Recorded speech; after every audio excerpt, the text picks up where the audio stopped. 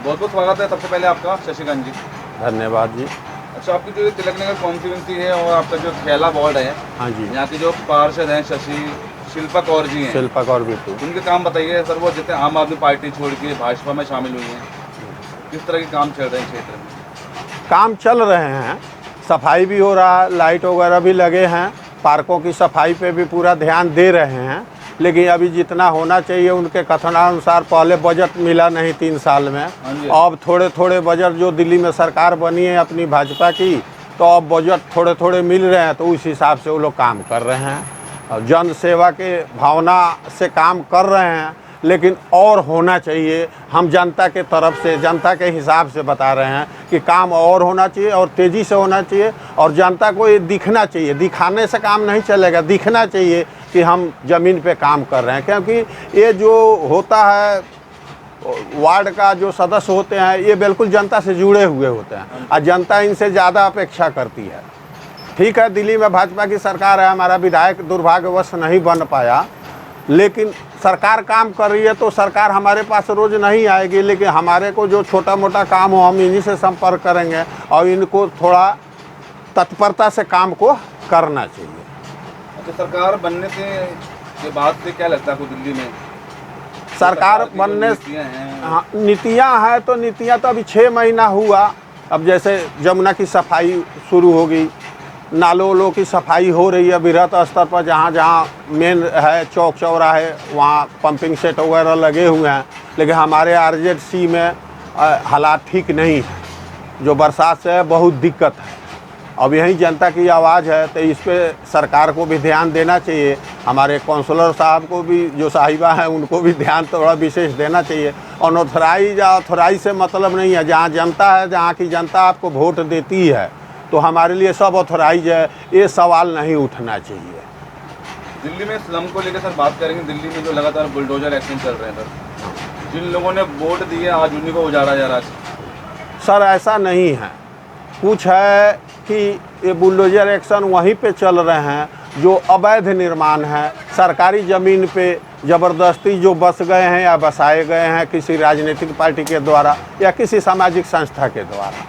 तो कुछ जगह है जहाँ पे ऐसा नहीं है कि सब जगह बुलडोजर चल रहा है, लेकिन जहाँ सरकार को लग रहा है वहाँ वो अपना काम कर रही है, तो वहाँ पे जनता मतलब ज़्यादा नाराज़ नहीं है। नाराज़ तो ज़रूर है इसलिए थोड़ा सा कि हमने वोट दिया, हमारे उजड़ रहे हैं। लेकिन आज वो चौड़ीकरण हो जाएगा, नाले की सफाई हो जाएगी, तो सुख सुविधा उनको 4-6 महीने बाद दिखेगा, फिर उनका मन भर जाएगा कि नहीं काम अच्छा हुआ है। मगर इलेक्शन के दौरान आपने कई वादे किए थे, महिलाओं को 2500 रुपये देने की, सिलेंडर 500 रुपये देने की बात की थी आपने। हाँ, ये योजना मतलब घोषणा तो सारी पार्टियों ने करी थी। अब जो नहीं जीते उनका तो पता नहीं, जब जीते थे तो दिए नहीं, लेकिन हमारी पार्टी जीती है और इससे ज़्यादा अपेक्षा है, क्योंकि ये जुबान जो है मोदी का वादा है। बिल्कुल। अब मोदी के वादा पर खरा उतरने पड़ेंगे। तो ये अभी क्या है कि कुछ ऐसे सिस्टम बना रहे हैं जिससे ज़्यादा लोगों को लाभ नहीं मिल रहा है, जबकि उस टाइम में लोगों को भावना में ये था कि हम सबको मिलेगा। बिल्कुल सही बात। लेकिन ऐसा नहीं हुआ। ठीक है, बजट नहीं होगा या जो हिसाब किताब, लेकिन जनता को बहुत अपेक्षा है कि ये मोदी जी का वादा है, ये परवेज साहब सिंह वर्मा जी का है, सिरसा जी का है, या हमारे जो मुख्यमंत्री है उनका वादा है। तो वादा पे खरा उतरना पड़ेगा इनको सब जान, क्योंकि जो गरीब है उसको मिल रहा है, ठीक है, तो आज वो काम करके राजी नहीं है। और जो टैक्स दे रहे हैं वो खाली टैक्स दिए जाएं, उनको सरकार के तरफ से कोई लाभ ना मिले। तो सरकार एक पार्टी की नहीं होती है, एक जाति की है, एक समाज का नहीं होता है, सब समाज के बारे में सोचना चाहिए। बिहार चुनाव का क्या लग रहा था वहाँ पे, जो वोट लिस्ट के नाम से वहाँ पे जो वोटर लिस्ट पे नाम काटे जा रहे हैं? हाँ, अब वहाँ पे जैसे हम प्रदेश में हैं, हमारा वोट यहाँ है, वहाँ कटेंगे, या हम वहाँ उपलब्ध रहेंगे तो हमारे बनेंगे। कुछ अवैध वोट हैं जो सीमांचल एरियो से घुसपैठ करके वोट बनाए हुए हैं, कुछ ऐसे नेता लोग हैं तो वो वहाँ पे मौजूद नहीं है। उनके पास अगर वो जितने दस्तावेज मांगे जा रहे हैं उसमें कुछ भी नहीं है। आधार कार्ड तो जनरल है, कहीं बनवा लो। ये भारत सरकार को भी ध्यान देना चाहिए कि आधार कार्ड बनाने वाले का कोई ना कोई पॉसिबिलिटी होना चाहिए कि आप क्यों बना दे रहे हैं 200, 400, 500 में। जेन्युइन का बनता नहीं, धक्का खाता रहता है, जो पैसा देता है उसका बन जाता है। तो इस वजह से कट रहे हैं।